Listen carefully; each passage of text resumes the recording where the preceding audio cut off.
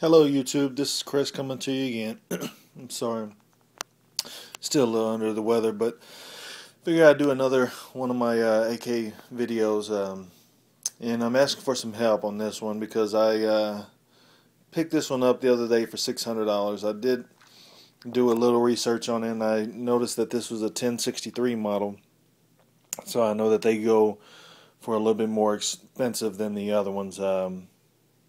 Actually, no, I'm sorry. He has 550 for it. I mean, he has 600, and I talked him down to 550. So I didn't get too bad of a deal as far as I'm concerned. I saw people on YouTube saying that they've actually picked him up as low as 450, and I saw the comments of some people saying that, man, you got a great deal. I paid 650 for mine. So I don't know.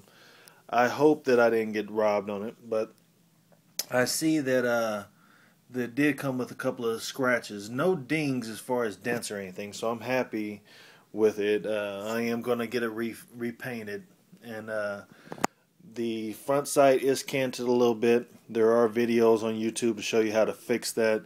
It's not a hard thing to do. You can fix it in probably about 20 minutes yourself, or you can pay somebody for about 40 bucks, I want to say, to have it fixed. I'd rather just fix it myself, but I saw this guy. He had it on the arms list for like I said, he asked for 600. I paid it for 550. He put all the Tapco furniture on it. I'm not a real huge fan of the Tapco collapsible stock. Hopefully I can get that changed out, but it is what it is. I do like the Tapco pistol grip though. I'm thinking about switching this actually out to my Sega 12 and putting the saw pistol grip with the finger grooves on this one. But I so far so good. I like it. I haven't shot it yet. I did look at all the guts out of it and all the guts in it, and took them all out, and everything looks really well, other than just the small nicks and scrapes and dings. Let me see.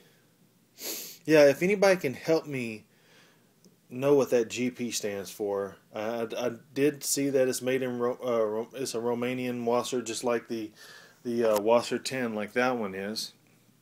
But I want to know what the I know that the Century makes the Wasr 1063s, I believe, as well. But what is the GP Wasr 1063?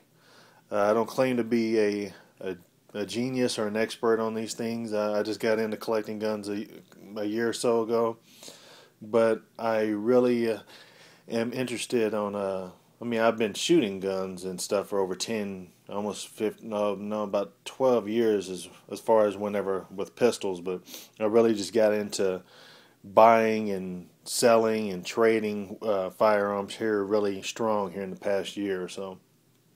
But if anybody can help me with that, I really appreciate it. I haven't really done too much research on it as far as what that GP stands for, but I do know that the 1063s, they are the more expensive of the model because they were better built.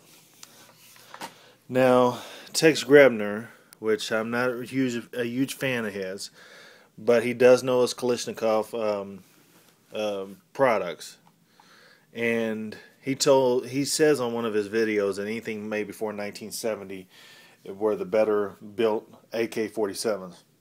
I don't know. Like I said, I don't claim to be a genius on any of this. The magwell is really tight on there. This came with a 47 round magazine the guy picked up at the gun show. It seemed to work okay, but I got that. You know what? I'm gonna have problems because I put the deal on the front. So, oh well. It does work on it. I mean, it's really cheaply made, and I probably won't use it unless it's a last resort. I did notice that all the rounds seem to fit in there really, really well, but I just don't trust it really. So probably won't get used unless I just definitely need it. It's not really much I can say that I haven't spoke about on the Arsenal or my other Wasr. But if you guys can just help me with that, explain to me, what exactly that means. And I mean, other than that, it seemed like it'd be a pretty good gun. It is missing the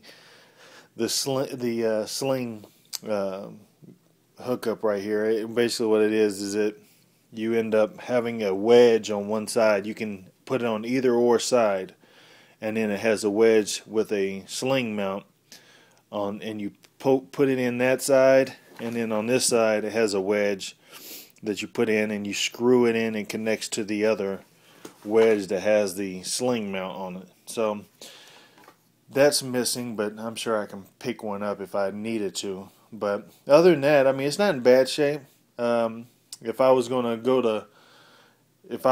end up having to do any prepping or whatnot, if I had anybody trying to come into my house or whatever, or if I had to run and dump, start dumping magazines and run into the woods, this would be the one I'd probably grab, just for the fact that it is beat up.